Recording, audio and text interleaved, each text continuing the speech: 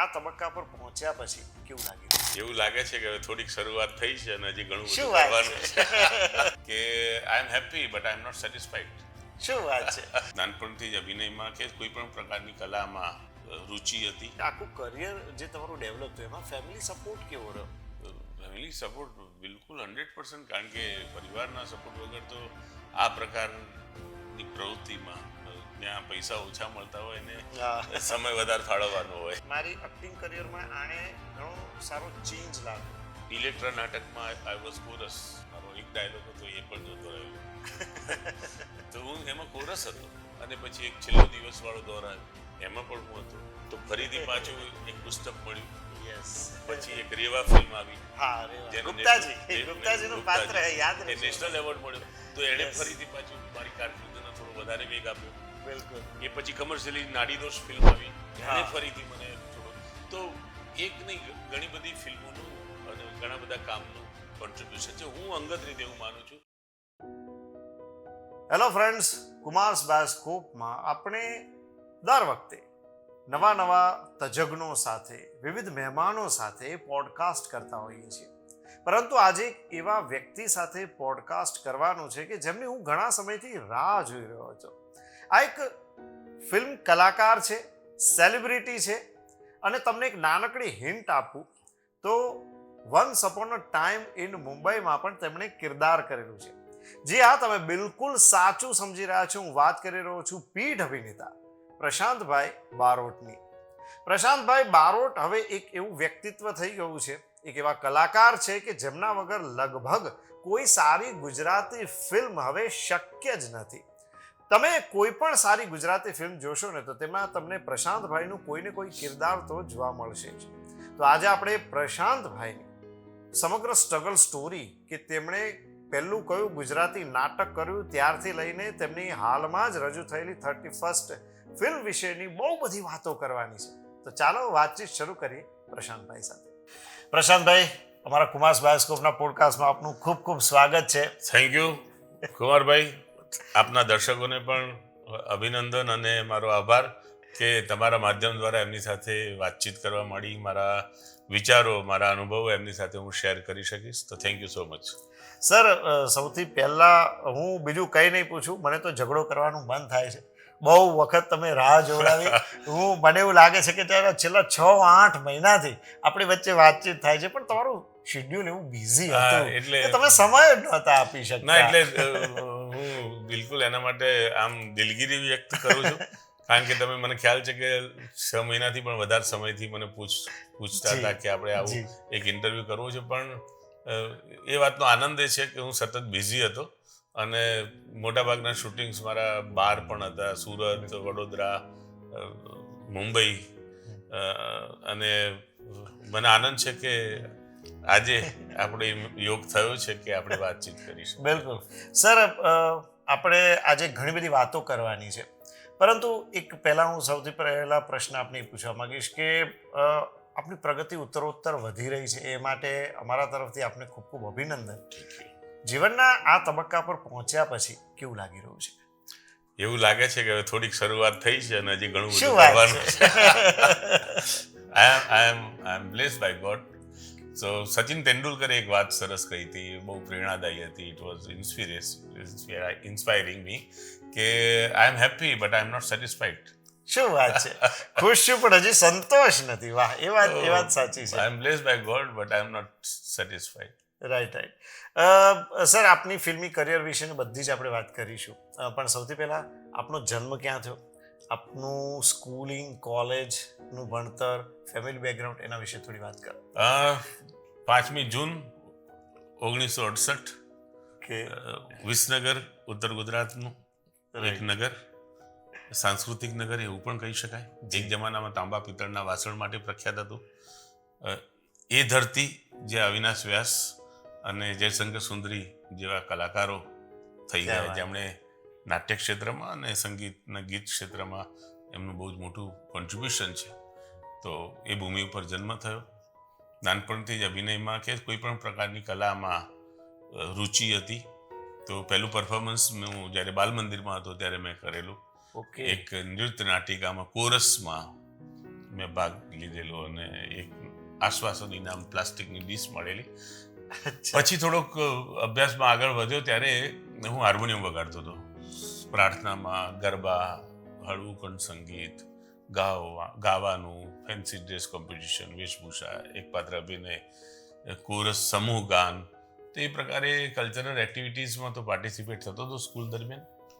અને હું માનું છું કે પછી એક એવી સાનુકૂળતા ઊભી થઈ કે અભિનય ક્ષેત્રે હું આખી દાણ કરી શક્યો. ઓકે, હવે ફેમિલી બેકગ્રાઉન્ડ વિશે થોડું જણાવો. અને તમારા આ જે આખું કરિયર જે તમારું ડેવલપ થયું એમાં ફેમિલી સપોર્ટ કેવો રહ્યો? ફેમિલી સપોર્ટ બિલકુલ 100%, કારણ કે પરિવારના સપોર્ટ વગર તો આ પ્રકારની પ્રવૃત્તિમાં જ્યાં પૈસા ઓછા મળતા હોય ને સમય વધારે ફાળવવાનો હોય તો આઈ એમ બ્લેસ્ડ બાય ગોડ કે મારા મોટાભાઈ પૂજ્ય પંકજભાઈ બારોટ એ પોતે બિલ્ડિંગ કોન્ટ્રાક્ટર છે. એમનો મને શરૂઆતના તબક્કામાં એક એસ્યોરન્સ મળ્યું, એક પીઠબળ મળ્યું કે તારે આ રુચિનો વિષય છે તો તું આ કર, હું બેઠો છું, I will take care of your family. અને એની સાથે સાથે મારા ધર્મપત્ની ભારતી, એનું પણ મને એક સપોર્ટ મળ્યો.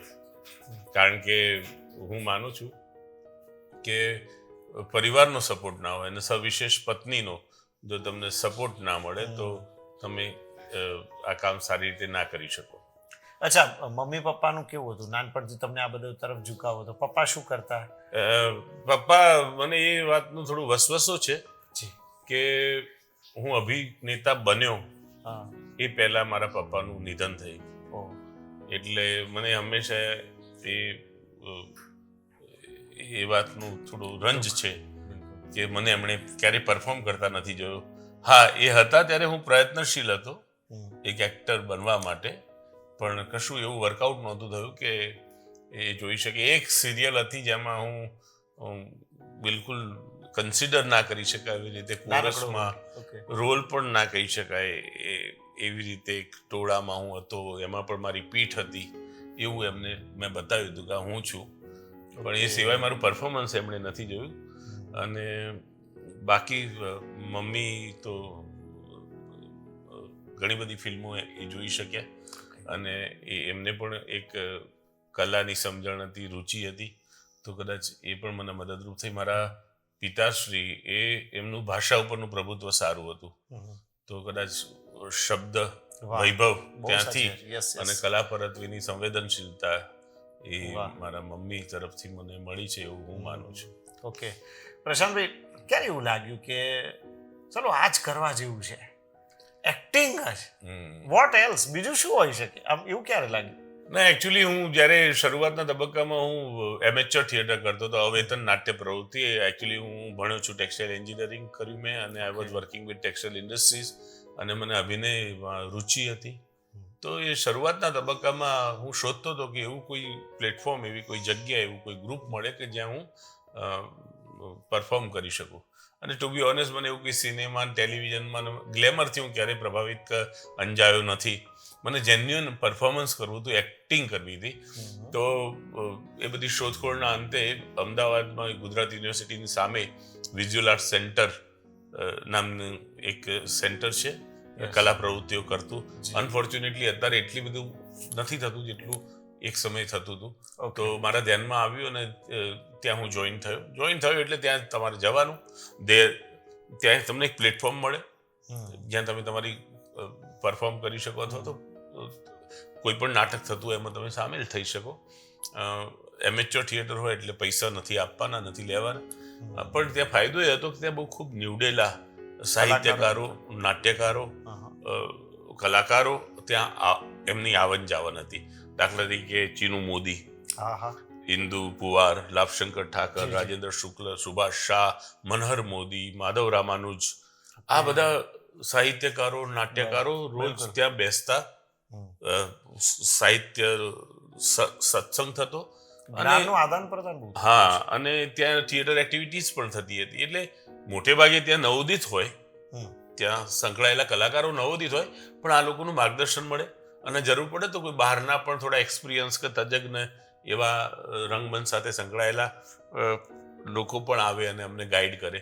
તો એ થિયેટર મેં કર્યું ત્યાં સુધી મને કોઈ એવું હતું નહીં કે હું પ્રોફેશનલ એક્ટર બનું. મને એમ હતું કે આ મજા આવે છે, જોબ પૂરી થઈ જાય પછી પાનના ગલ્લે બેસો એના કરતા આવું કંઈક કરીએ તો સારું, મજા આવે. પણ એ સેન્ટરનો પ્લસ પોઈન્ટ એ હતો કે ત્યાં જે પરફોર્મન્સ અમે કરતા હતા એમાં જે પ્રેક્ષકો આવતા હતા એ ફિલ્ડ સાથે સંકળાયેલા હતા.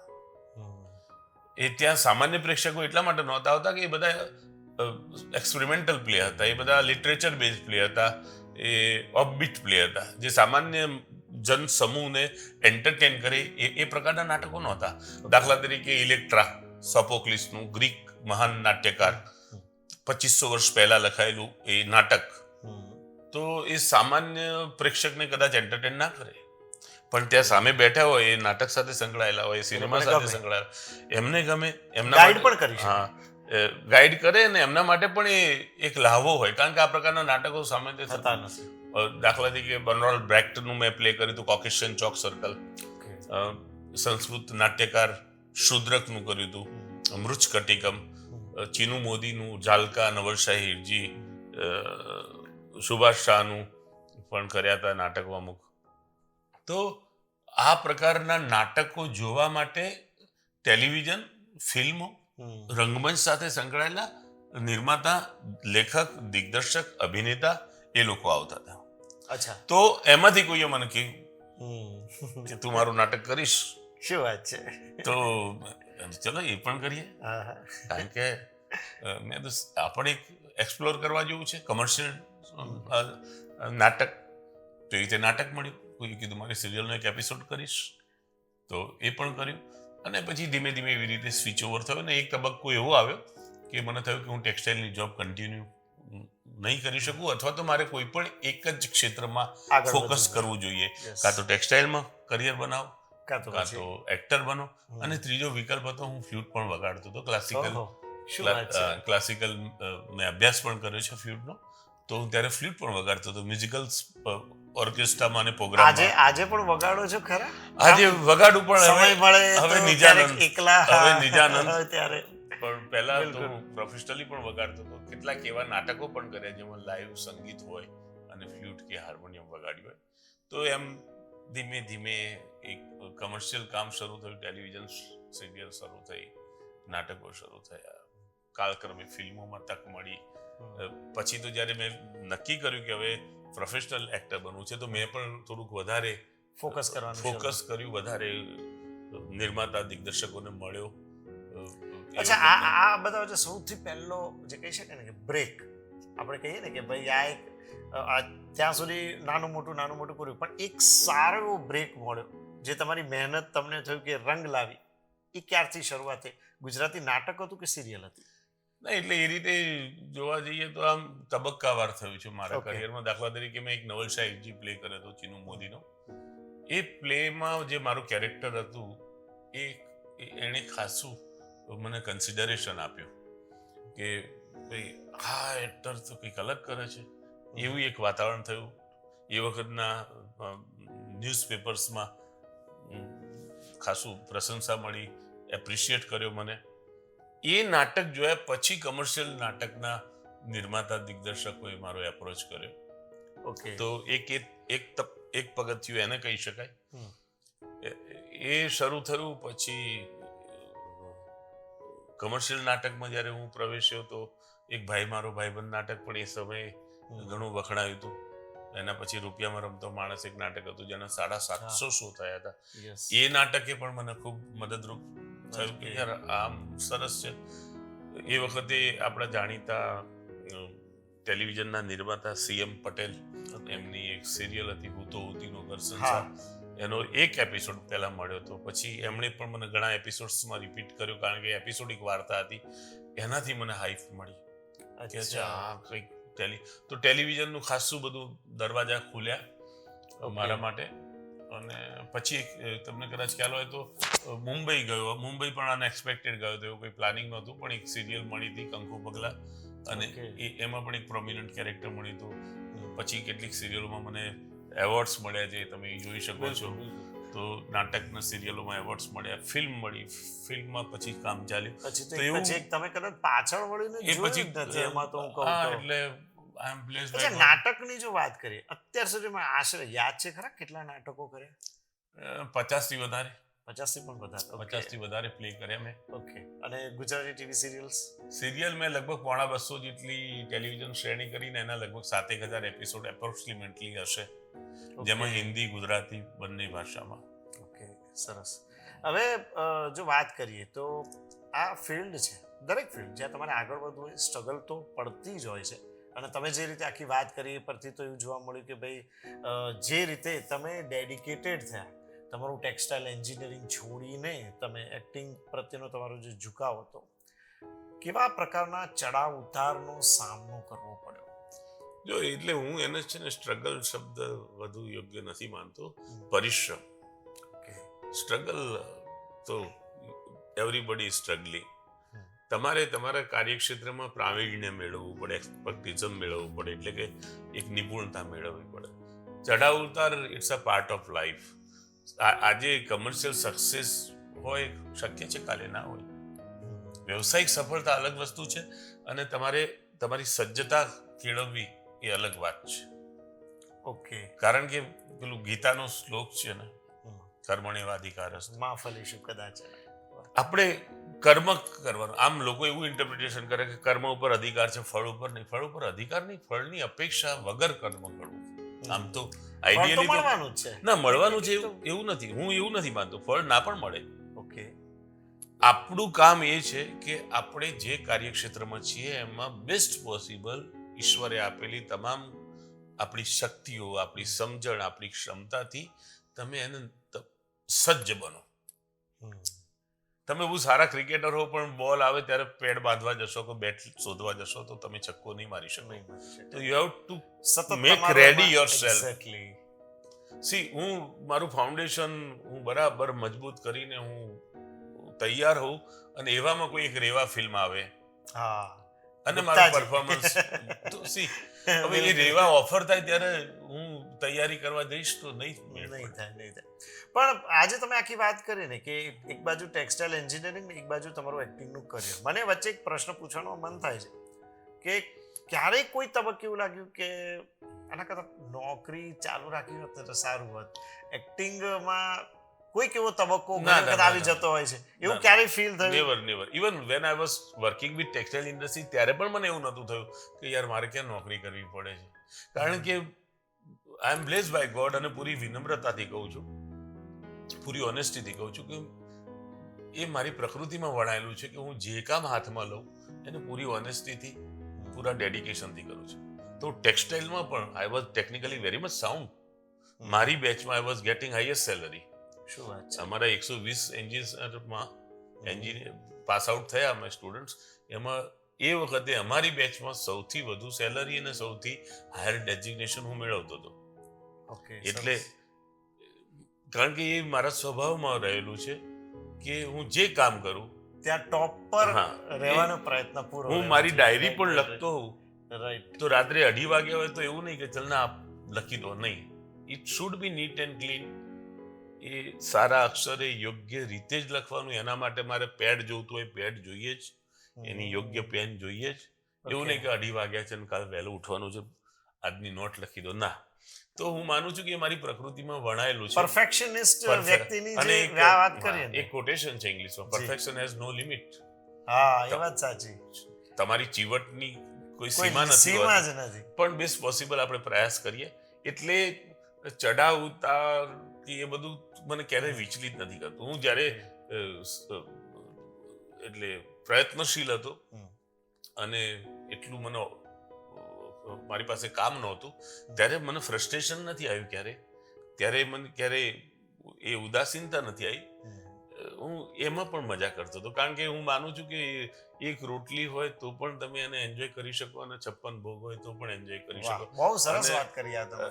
આ વાત તમે જો સ્વીકારી લો માનસિક રીતે, કારણ કે હું તો એક રૂમના મકાનમાં પણ રહેતો હતો, તો ભાડાના, કારણ કે હું આઉટસાઇડર હતો, અમદાવાદમાં હું નવો હતો. તો એટલે મને એ બહુ ભૌતિક મટીરિયાલિસ્ટિક દુનિયા બહુ પ્રભાવિત નથી આકર્ષિત કરી નથી શકતી. શકતી. Right, એટલે right. મારે જવું હોય તો હું કદાચ મારે છકડામાં જવું પડે કે શટલ રિક્ષામાં જવું પડે. દરેક પ્રકારની મને કઈ એવું તૈયારી હા, છે, ના. દરેક પ્રકારની તૈયારી અને કે આમ ભાઈ પણ- જીવનમાં જે પરિસ્થિતિ આવે તમે એનો સામનો કરતા અને શીખો બીજું છો. એક એક્ટર માટે એ બહુ મદદરૂપ થાય છે. હા, લોક સમૂહની વચ્ચે તમે રહો વચ્ચે રહેવું, વાહ, તો એ ઘણું બધું જાણવા ના મળતું એ હોય. એ તમારું એક ઓબ્ઝર્વેશન હોય ને. એક્ઝેક્ટલી. સામાન્ય હું અહીંથી ક્યાંક રિક્ષામાં ગયો તો હું મારા ડ્રાઈવર સાથે મૌન નહીં બેસી શકું. હું પૂછી છે ને કે રિક્ષા તારી છે, ભાડાની છે, શું નામ છે, તને શું ગમે, કેવા ગીતો ગમે, શું પિક્ચર ગમે, ઘરમાં કોણ છે, પત્ની જોડે કેવું છે. ઓકે. તો એક એવું નથી ખાલી મારા ફાયદા માટે નહીં. આઈ રિસ્પેક્ટ એવરીવન. અને એ પછી પણ એ એક એક્ટર તરીકે હું માનું છું કે મેં તમારા કેમેરામેન સાથે પણ વાત કરી, એમની સાથે પણ બે વાત જાણી. બિલકુલ. બરાબર. અમારી ફિલ્મમાં પણ હતા એ ભાઈ, જી. એમણે જે પ્રમાણે કહ્યું એ.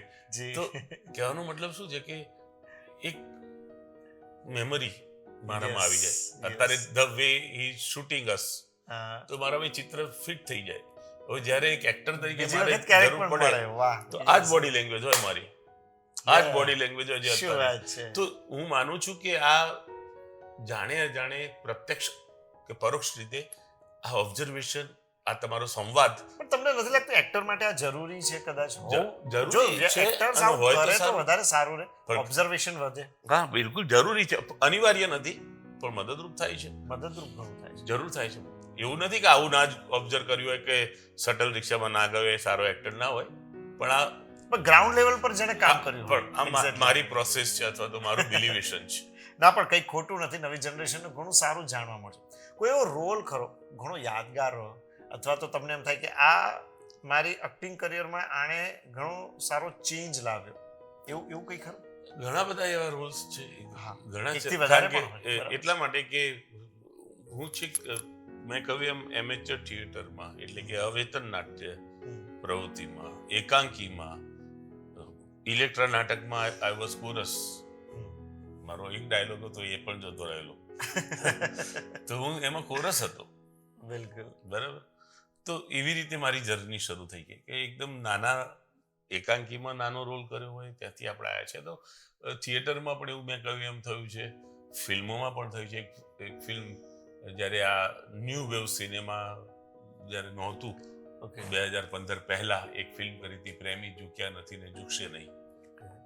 આપણા ગુજરાતી ફિલ્મ ઉદ્યોગના એક બહુ જ અદ્ભુત ડિરેક્ટર આત્મારામ ઠાકોર, વિક્રમ ઠાકોર હતા એમાં હીરો, અરવિંદ રાઠોડ, મમતા સોની. એ એકદમ એન્ટરટેનિંગ ફિલ્મ હતી. એમાં એક મારું કેરેક્ટર, પ્રોમિનન્ટ કેરેક્ટર હતું. એ ફિલ્મ ખૂબ સફળ નીવડી, સિલ્વર જ્યુબિલી થઈ.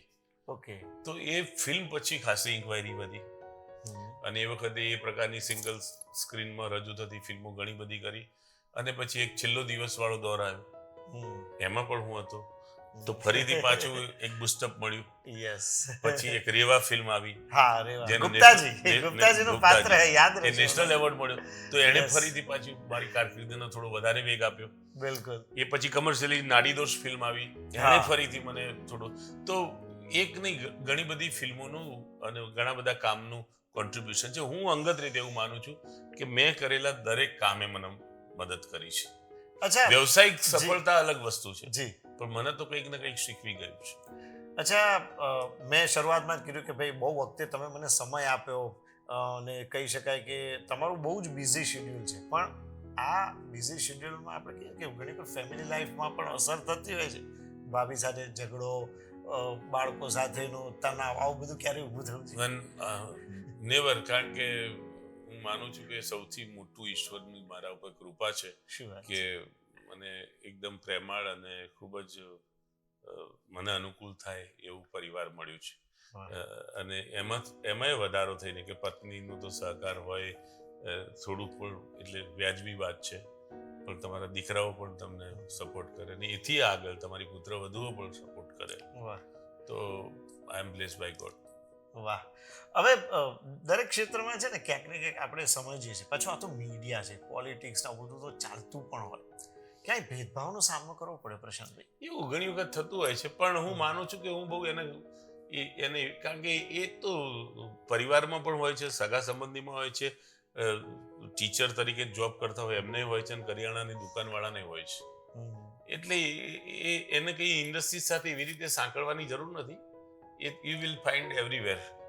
અને એવું તો થતું રહેતું હોય છે. તમે તમારું કામ કરો, ઓનેસ્ટીથી કરો, ક્લેરિટીથી કરો, તો રસ્તો તો નીકળતા રહેશે. Once upon a time in Mumbai કેવી રીતે આ એક આખું તમારું સર્જાયું, એ કિરદાર માટેનો તમારો સંપર્ક કેવી રીતે થયો, શું થયું હતું? એકચ્યુઅલી તો હું તો ગયો તો એકતા કપૂરના પ્રોડક્શન હાઉસમાં એમની સિરિયલ માટે મને બોલાવ્યો હતો. ઓકે. પણ મારું સિરિયલનું ઓડિશન જોઈને એમણે મને કીધું તમે આ ફિલ્મમાં રોલ કરો. ઓહો. તો એ વખતે મારી એક હમારી દેવરાની સ્ટાર પ્લસ ઉપર મારી હિન્દી સિરિયલ ચાલતી હતી, અને એમના ધ્યાનમાં હતું કાસ્ટિંગ એજન્સી, કાસ્ટિંગ સાથે સંકળાયેલા લોકો. એમણે મને ફોન કરીને બોલાવ્યો હતો કે અમારી સિરિયલ માટે તમે આવો. અચ્છા. અને હું ગયો તો સિરિયલ માટે, અને મને મોકલ્યો ફિલ્મ માટે. રાઈટ. એટલે એવી રીતે કંઈક પણ મને યાદ છે તમે મારી ઘરે આપણી એક વાર મુલાકાત થઈ હતી. એ બાદ જો વાત કરીએ ને તો જ્યારે મેં once upon a time Mumbai જોયું ને, અમે બધા સાથે બેઠા હતા. મેં મારા મધર મારી બાજુ, મેં કહ્યું મમ્મી પ્રશાંતભાઈ. જ્યારે પણ આમ જેવું આમ પેલું જ્વેલરી શોપ ઓનર તરીકેનું તમારું જે કિરદાર જોવા મળ્યું, તરત જ મેં મારા મમ્મીને કીધું. હવે અત્યારની જો વાત કરીએ, લેટેસ્ટ ગુજરાતી ફિલ્મ આવી છે 31st, અને બહુ જ સરસ રીતે એનું ટ્રેલર ને બધું વાયરલ થયું છે. એ ફિલ્મ વિશે થોડી વાત કરો. 31st એ થોડાક વર્ષો પહેલા અમદાવાદ શહેરમાં 31 ડિસેમ્બરના દિવસે એક યુવતી ઉપર ગેંગરેપ થયેલો, એ કથાનક પર આધારિત આ ફિલ્મ છે. અને એમાં જે રેપિસ્ટ છોકરાઓ છે, જેની એના પેરેન્ટ્સ એટલે કે એના ખાસ કરીને વગદાર પિતાઓ એ છોકરાઓને બચાવતા હતા. તો આમાં હું એક નેગેટિવ કેરેક્ટર પ્લે કરું છું. એ જે રેપિસ્ટ છોકરાઓ છે એ પોતાના બાળકોને કેવી રીતે બચાવે છે, પ્રયત્ન કરે છે, બચાવી નથી શકતા. બરાબર. પ્રયત્ન કરે છે. છેવટે એમને સજા તો થતી જ હોય છે, પણ મને પણ સજા થાય છે. ઓકે. પણ એ રોલ પણ પ્રશાંતભાઈ, નથી લાગતું આવા જે વિષયો છે, હવે ગુજરાતી ફિલ્મ ઇન્ડસ્ટ્રી બહુ જ સરસ રીતે ડેવલપ થઈ ગઈ છે, અને આવા જે વિષયો છે એના એક સમાજમાં જાગૃતિ ફેલાવશે? ના, ડેવલપ થઈ છે, નવા વિષય વૈવિધ્ય વધ્યું છે, અને હજુ પણ મને વધારે અપેક્ષા છે અને આશા પણ છે કે વધુ ને વધુ પ્રેક્ષકો ગુજરાતી ફિલ્મો સાથે સંકળાય. સર, આગળ કેવા પ્રકારનો રોલ કરવાની ઈચ્છા? ક્યાંક એવું ખરું કે ભાઈ આવું કંઈક કરવા મળે ને તો મજા આવી જાય, એવું ખરું? જેટલા રોલ કર્યા છે એ સિવાયના બધા જ રોલ.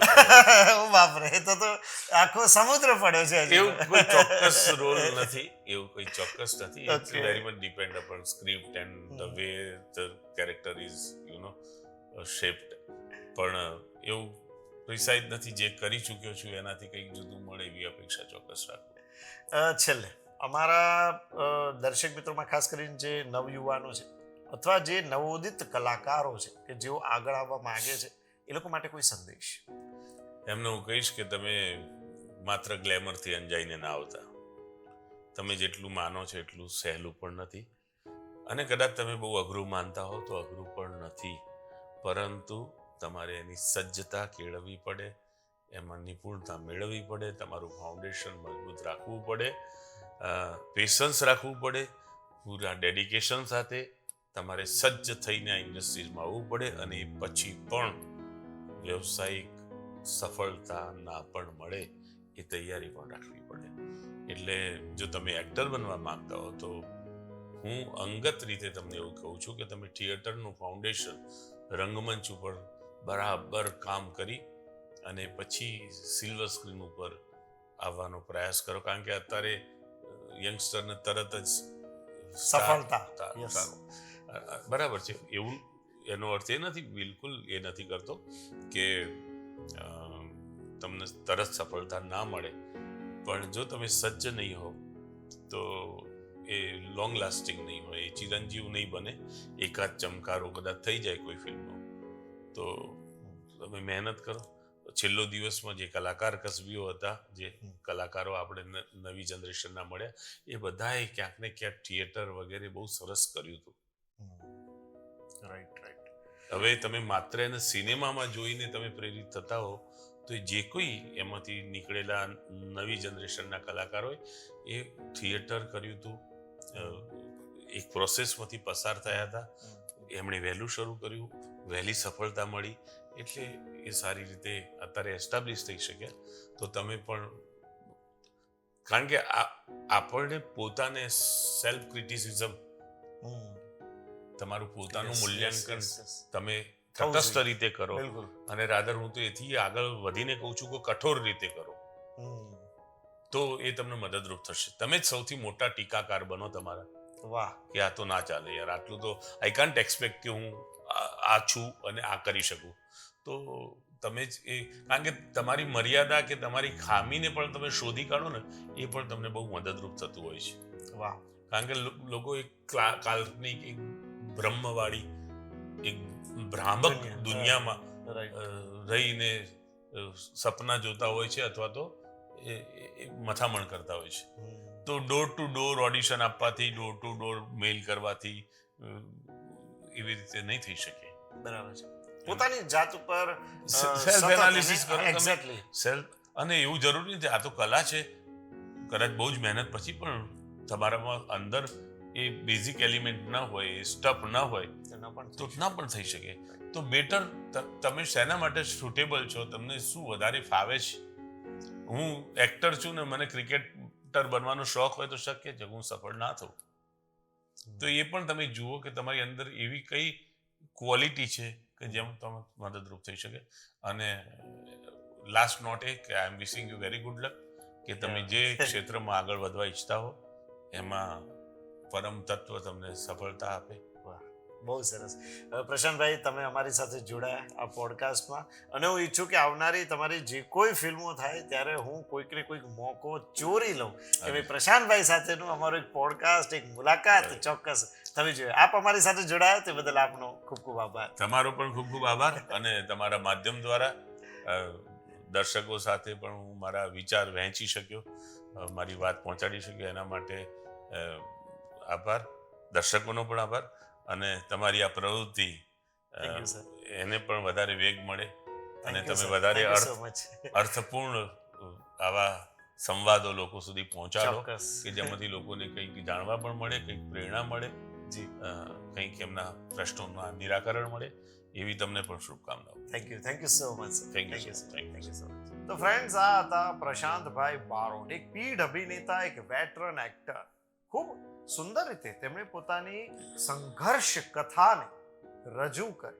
બહુ સરસ તેમણે સંદેશો આપ્યો કે ભાઈ બહુ જલ્દીથી સફળતા નહીં મળે, અને ઘણા પ્રયત્નો પછી પણ કદાચ સફળતા આ ક્ષેત્રમાં નથી મળતી, પણ નિરાશ થયા વગર પોતાની જાતને જ ક્રિટિસાઇઝ કરીને તમે પોતાનું પરફોર્મન્સ સારામાં સારું કરતા રહો. જો કે આ ફક્ત એક્ટિંગને લાગુ નથી પડતું, દરેક ક્ષેત્રને લાગુ પડે છે કે જો કોઈ પણ યુવાને આગળ આવવું હોય તો તેને સખત પરિશ્રમ કરવો જ પડે છે. પોતાની જાતને પણ ક્રિટિસાઇઝ કરવી પડે છે, કારણ કે પોતાની જાતને આપણે અપગ્રેડ કરવી પડતી હોય છે. ફ્રેન્ડ્સ, આવા જ પોડકાસ્ટ તમે અમારી સાથે માણતા રહેજો, અને અમારી ચેનલને જરૂરથી સબસ્ક્રાઇબ કરો. કમેન્ટ બોક્સમાં જરૂર લખો તમે શું હજી નવું જાણવા માંગો છો, આજનો આ પોડકાસ્ટ કેવો લાગ્યો. અમે તમારા દરેક સવાલના જવાબ આપવા માટેનો પૂરેપૂરો પ્રયત્ન કરીશું. ફરી મળીશું એક નવા મહેમાન સાથે. ત્યાં સુધી રજા આપશો. નમસ્કાર.